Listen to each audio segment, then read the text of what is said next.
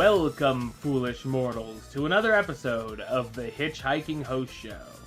I am your host, your ghost host, Wes Troop, and I'm back with another Trending Topics episode where we're going to talk about what news went down in the Disney parks this week.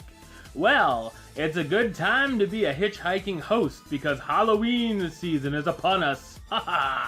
And, already the first Halloween event has kicked off because over at the Magic Kingdom, Mickey's NotSoScary Halloween Party already had its first event this past Friday. So we're going to talk a little bit about that and all the other news that went down in Disney. Let's do it.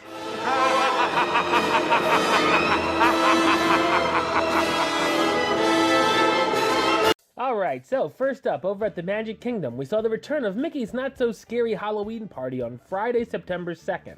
And even though the event started a little bit earlier than normal, fans turned out in droves to check out this year's edition of the event. Many have been a little bit disappointed that this year's edition of Mickey's NotSoScary Halloween Party is basically the same as last year's event. This year's fool is last year's fool. There are a few small changes, though, that have been made to the event.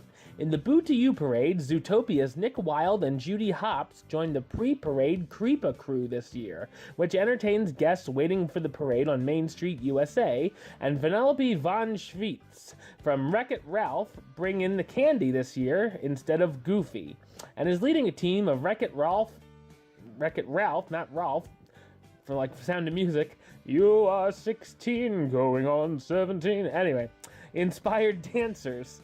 There are a few character changes as well, including Belle now meeting in her blue villager attire outside of Gaston's Tavern, of course next to Gaston himself.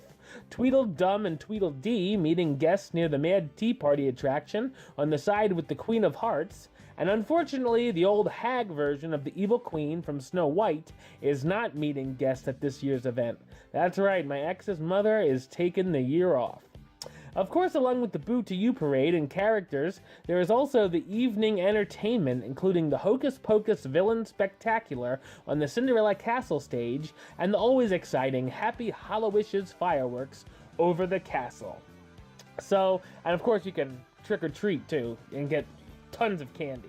So not a whole lot new this year. I would say if you saw last year and you were on the fence about going, I don't think it's worth going for these additions, unless you go every year. Then that's fine. Or you really want to meet Belle in her blue dress, or Tweedledee and Tweedledum. I don't. Is it worth $60 bucks to you? I don't know. That's what you're gonna have to say. If you went last year and you saw the parade, you saw the Hocus Pocus, you saw the Hallowishes, and you don't really want to go again, then don't. Because I don't know if it'll be... I really like the Halloween parade. I like the Christmas parade party. I like the both parties. But I don't know. If I went every year, maybe I wouldn't go this year. But that is up to you guys. Earlier this week, we're going to head over to Disney's Hollywood Studios. It was confirmed that the Rock and Roller Coaster starring Aerosmith would be going down, just like Love in an Elevator, going down, for a brief 2-week refurbishment beginning on October 27th and lasting until November 10th. Though Disney has not commented on what will be worked on or even possibly changed, rumors have been swirling that the theme of the ride could be seeing a revamp. I've heard a lot of rumors the last few weeks. Aerosmith could be out. They might not be out because they changed Steven Tyler's shocking image in the pre-show that someone finally caught after all these years. I don't know. I guess this is going to be a we shall see thing. But there's been a lot of rumors that Aerosmith might be out and something else might be in. They're not going to change the ride itself altogether. Like, it's not going to open up in 2 weeks' time as something totally different. But maybe the theming of the Aerosmith might be different. I guess, like I said, this is going to be a wait-and-see thing. So I guess we'll find out when it happens. And of course, I'll let you know. Also over at Disney's Hollywood Studios, the seasonal character dining at the Hollywood and Vine restaurant switched over to Minnie's Halloween Dine. During the experience, both Mickey and Minnie will be meeting guests in spooky attire. And hungry diners will be able to partake in some Halloween-themed treats. Guests who want to check out the new dining experience will have until November 6th, as November 7th will bring a Christmas theme to the restaurant. So if you want to have some seasonal dine-in with Mickey and Minnie at the Hollywood and Vine, you know what to do. Another Disney's Hollywood Studios restaurant, Mama Melrose Ristorante Italiano, will be under refurbishment starting on September 12th, while equipment in the kitchen is upgraded.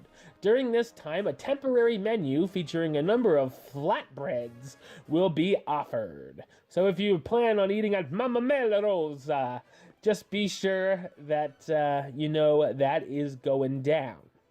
Now we're going to hop back over to the Magic Kingdom, park hopping.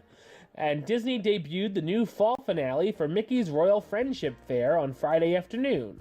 The seasonal finale brings an all-new song to the closing of the show, as well as a new fall-inspired outfits and choreography as well. How do you have fall choreography? We're falling like leaves off the stage, woo!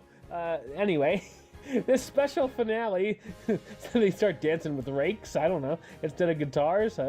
This special finale will stick around until November, when, of course, the show will debut its new holiday-themed finale, where maybe they'll dance with candy canes, I don't know. Anyway, so like I said, they're going to keep it a little bit different with the clothes and the dancing, I suppose, and a new song for every season. So if you're a big fan of Mickey's Royal Friendship Faire and you want to check out the fall version of the finale, get over to the castle. Also, now we're going to hop over to Disney Springs, where the Levi store is now open in the town center area of the shopping district. In addition to selling Levi's famous jeans, this new store features a tailor shop, offering Disney Springs guests the opportunity to customize their jeans with embroidery, tailoring, hemming, and even repairs. That's good, so if I split my pants on vacation, I can get them fixed. If from eating too much at Le Cellier or something. I think you guys need to go over and try to get them embroidered and ask for the HitchHiking host show embroidery. Maybe not, because they might sue me for that. I don't know. Anyway, if you're interested in that, check out the Levi store over at Disney Springs. All right, so last week I talked about all the Orlando theme parks offering mosquito repellent bug spray to all the guests at Disney, Universal, and even SeaWorld.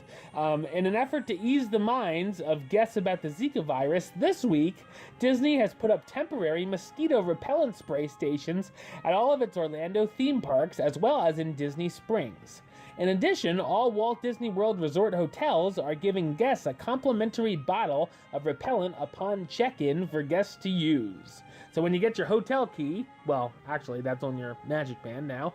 I'm surprised it doesn't. I'm surprised the repellent isn't built into your Magic Band, like a Swiss Army knife or something. But anyway, if you're worried about the Zika and you're down there, just know there's going to be spray stations, so no worries. As we said last week, Hakuna Matata, baby.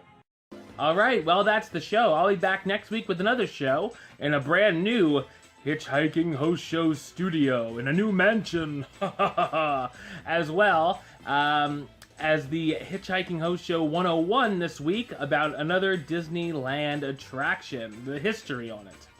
But until then, don't forget to subscribe right here on YouTube, youtube.com/HitchHostShow. You can like the show on Facebook, facebook.com/HitchHostShow. Follow on the Twitter at HitchHostShow. And if you want to listen to the show, or you are listening to the show, you can do it on Podbean. It's hitchhostshow.podbean.com. And you can also search for the show on iTunes or Stitcher under West Troop or the HitchHiking Host Show. Until next time, don't forget to hurry back for the next episode. See ya.